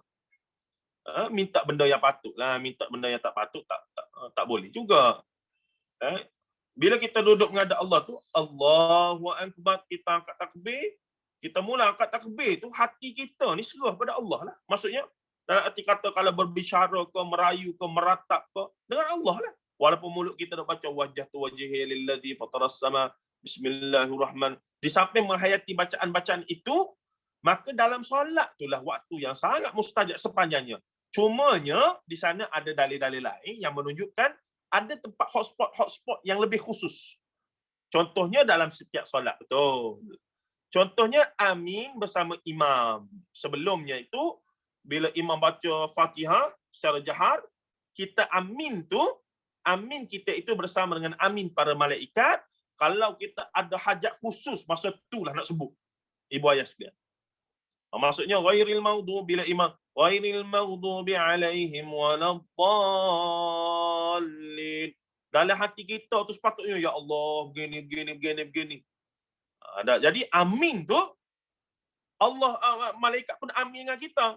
Dalam hadis kursi ya, bila disebutkan fatahallahu alaih, bila dibacakan bismillah alhamdulillah rabbil alamin, maka Allah kata fatahallahu alaih abdi. Yani Allah jawab balik setiap kali kita baca Fatihah. Sebab itulah disunnahkan untuk kita baca Fatihah secara murattal ataupun secara tidak sambung-sambung itu. Dengan memberikan ada syattah, ada berhenti sekadar satu nafas, dua harakat. Bismillahirrahmanirrahim. Berhenti dulu tu. Sebabnya membayangkan soalan Allah sedang menjawab tu berdasarkan hadis kursi kan? Kita belajar tu. Alhamdulillahi rabbil alamin. Maka Allah pun jawab. Jadi kalau kita hafal hadis tu seronoklah. Setiap kali kita baca Fatihah tu kita rasa Allah tu jawab. Maliki yaumiddin. Allah pun jawab. Jadi itu kalau belajar hadis kursi itu menarik. Dia biasa mana-mana tafsir surah Fatihah ada perkara tersebut. Jadinya dalam kita duk menghayati bacaan apa semua tu ada beberapa hotspot, antaranya lain itulah amin bersama malaikat, dan Allah Taala kata bagi hamba-Ku apa yang dia minta. Sama ada yang kita minta tu of course dalam surah Al-Fatihah, ihdinas siratal mustaqim siratal ladzina an'amta, ihdinas siratal, ya Allah tunjuklah aku jalan yang baik, jalan yang lurus apa semua. Tu Allah Taala makbul insya-Allah bila amin kita bersama dengan amin malaikat. Tapi dalam masa yang sama pada saya lah, dalam hati kita ni kita nak merintih merayu pada Allah hajat-hajat yang khusus kita pun dibenarkan. Sebab apa? Dalam hati tak ada masalah. Jangan sebut di mulut sudah batal solat. Ya Allah begini-begini batal. Bahasa Melayu tak boleh lah. Jadi dalam hati itu tak ada masalah. Kita dengan Allah itu ruang kita. Memang kita dengan Allah ruang. Orang lain tak boleh kacak. Kita sungguh-sungguh dengan Allah. Tapi kita diajarkan dulu apa dia khusyuk ni. Kena kosongkan minda. Itu bila Allahu Akbar tu kena kosongkan minda, kosongkan jiwa. Mana boleh kita manusia. Kita manusia ada kepala otak, ada jiwa. Maka benda itu akan berfungsi. Jadi kita betul-betul khusyuk bila kita gunakan elemen akal dengan jiwa tu untuk memahami proses tersebut, menghayatinya, dan kita merintih merayu, ya Allah. Allah, mudahnya begini, saya yakin semua orang pernah lalui lah. Bila kita diuji dengan satu ujian yang berat, sakit ke apa semua. Kalau mak ayah ni anak-anak ada sakit kronik ke apa semua, dia punya doa tuan-tuan. Kita pasti tahu, kita punya doa tak pernah sekhusyuk itu. Bila kita nak, ya Allah tolonglah selamat anak aku, isteri aku, suami aku. Kita tahu doa kita masa tu doa yang betul-betul pengharapan pada Allah. Allahu Akbar. Tapi jarang-jarang nak boleh macam tu, nak tunggu ada musibah dululah. Betul orang sufi ni kadang-kadang dia kata biarlah Allah Taala uji sokmo dia. Biarlah mereka itu sentiasa diuji dengan kesedihan, kecelakaan. Sebab apa? Sebab dengan ujian-ujian itulah dia jadi bila berdoa dengan Allah tu dia sungguh-sungguh dia berdoa pada Allah. Kita tak naklah begitu. Ujian tu pasti akan ada, tapi kita minta Allah ujian yang tidak sampai bergoyang iman kita lah. Itu yang kita baca, Allah makhtim lana bi husnil khatimah. Ada pelbagai lagi doa untuk Allahumma tsabbit qalbi ala dinik wa ala ta'atik. Ya Allah sabitkan, yakni tetapkan, istiqamahkan iman aku itu. Ujian tu pasti akan ada lah, siapa-siapa akan rasa kematian, kehilangan apa semua tu. Tapi saat ia datang, kita boleh kontrol supaya tidak lebih daripada apa yang Allah benarkan. Sebab di sana golongan jahiliyah bertindak lebih daripada itu, meratak, merayu kukuh kepala apa semua, guling-guling tengah jalan. Nah, tak jauh ada lagi tu sahabat-sahabat kita yang buat begitu tu, yang bukan Melayu. Dan kita tengok dia tu meratak, kita kata tapi alhamdulillah setakat ni orang Melayu saya tak jumpa lah yang macam tu. Sedih tak ada masalah nak menangis. Ni satu lagi kalau kata masa solat jenazah kan, bila suami nak tengok isteri nak tengok suami tu, ada pakcik-pakcik, air mata jangan menitik kena mayat, air mata nanti batal wuduk tu, batal wuduk mayat. Kita pening sekejap, mana pakcik ni. Mayat tu kita yang tolong ambilkan wuduk dia, mandikan dia kan. Apa nak batalnya lagi. Jangan air mata jangan. Apa je orang tengah sedih menangis je lah. Apa masalah Rasulullah sampai menangis anak mati. Adakah Rasulullah lap air mata? Maksudnya, dah sahabat-sahabat tengok menangis sampai basuh janggut. Maksudnya menangis yang menangis sungguh-sungguh. Sedih. Nah, itu. Baik, kita masuk ni. Berdoa ketika sujud adalah suatu anjuran yang diambil daripada sunnah yang sahih. Kerana waktu sujud adalah keadaan seorang hamba paling hampir dengan penciptanya daripada nas yang sahih. Tuhan Rabbul Alamin, oleh kerana itu sujud dianggap sebagai waktu terbaik untuk berdoa. Masyhur dan makruf tentang perkara itu. Abu Hurairah radhiyallahu anhu meriwayatkan bahawa Nabi SAW bersabda, "Aqrabu ma yakunu al-'abdu min rabbih wa huwa sajidun fa aktsirud du'a." Waktu yang seseorang hamba itu paling hampir dengan Tuhannya ialah ketika dia sedang sujud, maka perbanyakkanlah doa. Hadis riwayat Muslim 1111. Buat nombor plate kereta cantik, 1111. Orang tanya, kenapa 1111? Ini nombor sahih Muslim. Hadis tentang doa. Ada. Padahal kita nak nombor cantik tu. Namun, mengapa sebahagian orang mengkhususkan sujud yang terakhir untuk berdoa? Mengapa tidak berdoa pada sujud-sujud yang lain? Ada kalanya sehingga imam hampir memberi salam, barulah dia bangkit daripada sujud. Ini fenomena. Bila imam bangun bagi tahiyat akhir, kita nak habis hujung dah. As-salam, baru dia bangkit. Maksudnya doa tu lama. Dah solat wajib. Solat jemaah wajib dah, bukan solat sunat. Sujud terakhir adakah istimewa untuk berdoa? Itu soalannya. Ada perkhususan ke fadilat berdoa pada sujud yang terakhir dalam solat itu? Untuk menjawab persoalan ini, pertamanya tidak ada masalah untuk berdoa di mana-mana sujud ketika solat termasuk sujud terakhir. Berdoa di mana-mana sujud ketika solat termasuk sujud terakhir. Kerana solat sujud terakhir juga termasuk dalam keumuman hadis berkaitan kelebihan doa dalam sujud seperti yang dinyatakan di atas. Kedua, jika tidak diketahui adanya nas yang menunjukkan Nabi SAW mengkhususkan sujud terakhir untuk berdoa, tidak ada. Ketiga, antara pedoman salat yang ditunjukkan Nabi SAW kepada para sahabatnya ialah tempoh baginda rukuk dan sujud adalah hampir sama. Sebagaimana yang diceritakan oleh Al-Bara. Silap sikit tu, ejaan. Guru saya, almarhum Ustaz Adlan Abdul Aziz, yang saya ambil sanad hadis 40 dengan sanad hadis 40, Arba'in Nawawiyah dan juga Syama'il Muhammadiyah. Dia kata bacaan yang betul adalah Al-Bara, bukan Al-Barra. Jadi ra dua tu sepatutnya satu je lah. Jadi cara bacanya Al-Bara bin Azib, bukannya Al-Barra. Itu menurut Ustaz Adlan berdasarkan guru-guru dia lah. Al-Bara bin Azib radhiyallahu anhu, kanat salatu Rasulillah sallallahu alaihi wasallam wa ruku'uhu wa idza rafa'a ra'sahu min ruku'i wa sujuduhu wa ma baina as-sajdatain qariban min as-sawa'i. Sentiasa Rasulullah SAW rukuknya, iktidalnya, sujudnya dan duduk antara dua sujudnya adalah hampir sama. Tempoh baginda melakukannya, rawahu Bukhari, yakni yang dimaksudkan ini solat wajib bila berjemaah dengan para sahabat. Nombor 792.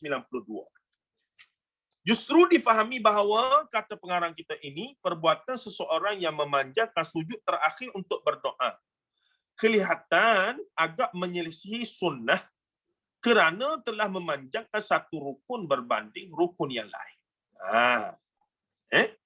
Keempat, jika dilakukan sekali-sekala kelihatan masih tidak menjadi masalah selagi tidak dijadikan kebiasaan. Kerana perbuatan yang berterusan sebegitu seolah-olah menunjukkan ada keistimewaan khusus pada sujud terakhir.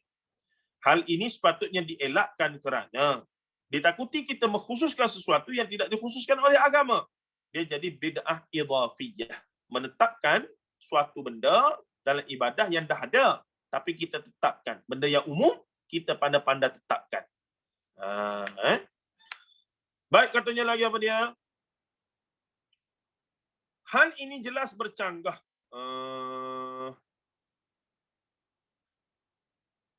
Mana tadi?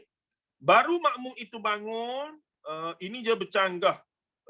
Kelima, jika seseorang itu salat sebagai makmum adalah tidak wajar jika dia memanjangkan sujud terakhir untuk berdoa sehingga menyelisihi perbuatan imam.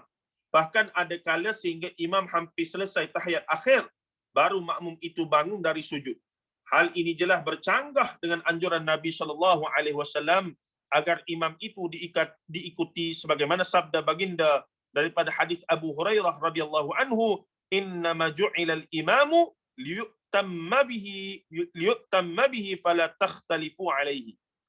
Sesungguhnya imam itu adalah untuk diikuti, jangan kamu menyelisihinya. Hadis riwayat Bukhari 722. Kesimpulan daripada perbahasan isu ketiga yang kita bincangkan ini berkaitan dengan apa dia ni, memanjangkan sujud terakhir. Kesimpulannya, memanjangkan sujud terakhir dalam berdoa boleh saja dilakukan asalkan tidak menjadi kebiasaan, tidak menyelisihi perbuatan imam serta tidak dianggap sujud khusus berbanding sujud yang lain. Tapi ada sedikit perbezaan dalam solat sunat, tuan-tuan. Dalam solat sunat ada sedikit perbezaan, iaitu solat yang kita buat sendiri-sendiri seorang-seorang. Itu cerita lain. Kata Syekh Ibn Abbas rahimahullah ta'ala, la na'lamu dalilan yadullu ala syar'iyyati italati sujudil akhir. Bal as-sunnati an yakuna mithla baqiyatis sajdat. Tidak kami ketahui dalil yang menunjukkan disyariatkan untuk memanjangkan sujud terakhir. Bahkan yang sunnah ialah ianya seperti sujud yang lain. Jadi kalau kita biasa baca Subhana Rabbiyal A'la 3 kali, maka yang akhir pun 3 kali lah. Ataupun kalau kita biasa daripada sujud awal Subhana Rabbiyal A'la 5 kali, bagaimana anjuran Ustaz Zul kita tu, perbanyakkan 5, 10, 15 dengan kadar yang laju lah. Maka kita konsisten sampai akhir. Tapi dalam hati kita berdoa lah pada Allah Ta'ala. Hajat-hajat kita apa semua tu. Tak ada masalah. Di samping itu, akhir sekali katanya, perlu diketahui baginda SAW juga turut menganjurkan untuk berdoa selepas tahiyat, iaitu sebelum salam. Antara doa Nabi SAW sebagaimana diriwayatkan, kana yata'awwadhu minhunna dubura salati, Allahumma inni a'udzubika minal jubni wa a'udzubika min an uraddi ila ardhalil umur wa a'udzubika min fitnatid dunya wa a'udzubika min adzabil qabr. Itu antara lafaz dia, tapi pelbagai lafaz masyhur lagi ya. Apa dia? Allahumma kita baca Allahumma tsabbit qalbi ala dinik wa ala ta'atik itu. Allahumma a'udzubika min kemudian kita baca Allahumma a'udzubika min adzabil qabr wa a'udzubika min adzabi jahannam ila akhir. Dan pelbagai lagi lafaz. Bahkan ada setengah ulama kata sebagaimana doa yang diajarkan kepada Mu'adz bin Jabal, Allahumma inni ala dzikrika wa syukrika wa husni ibadatik. Tapi ada khilaf sikit sama ada maksud hujung solat tu sebelum bagi salam ataupun dalam wirid kita. Wallahu alam, banyaklah lafaz-lafaz yang Ustaz Zulkhairi sudah bahaskan dalam buku-buku beliau tentang solat tu, cukup banyak untuk jadi pilihan kita. Satu rahmat untuk kita tuan-tuan, untuk kita tengok variasi sunnah-sunnah yang A+ itu yang boleh kita amalkan, dan dalam banyak-banyak tu kita boleh pilih yang paling mudah untuk kita, tak ada masalah. InsyaAllah. Wallahu alam, kita berhenti situ Kak Syida. Dah masuk isyak ni, isyak pula asal. Ustaz, tapi betul lah Ustaz. Betul lah, alhamdulillah bila Ustaz Zuhairi ni bab solat tu kan, banyak perkara sunnah lah kan. So yang baca tahiyat tu pun ada bacaan dia pada Ibnu Mas'ud kan. So kita insya-Allah kalau kita bersungguh-sungguh kita boleh hafal kan, kalau kita niatkan untuk sunnah Rasulullah SAW tu boleh hafal. Macam rukuk tu kan, dan rukuk dan sujud tu Ustaz kata daripada muda-muda sampai dah cucu pun 3 kali je lah kita ulang baca yang tu, Subhana Rabbiyal A'la, Subhana Azim wa bihamdi tu kan. So dia kata upgrade sikit lah, kita kan tambahlah lagi dengan kita belajar semua. Tapi memang Ustaz bagi tahu lah, dia ngajar lah kita orang semua, insya-Allah. Tapi tak tahulah kalau siapa yang ikut dia punya daurah-daurah yang dia buat solat tu, adalah dia bagi tahu kan. Dan sebelum ni kelas-kelas fizikal pun dia ada, masa kita orang kelas fizikal pun dia ada bagi juga kita orang semua untuk beramal kan. Banyak alhamdulillah lah. So kita ni syukurlah kan. So bila adanya kata untuk mendapat kata kecemerlangan dalam ibadah tu dengan bersandarkan sunnah-sunnah yang sahih, dan juga kata kita lebih confident sebab kita belajar dan kita baca Menarik istilah Kak Syida tu, kecemerlangan dalam ibadah. Itu boleh buat jenama bengkel tu. Bengkel kecemerlangan dalam ibadah. So kita daripada kita fokuskan pada tertinggilah kan, sebab apa yang kita melangkah umur kami ni yang dah 90-an ni.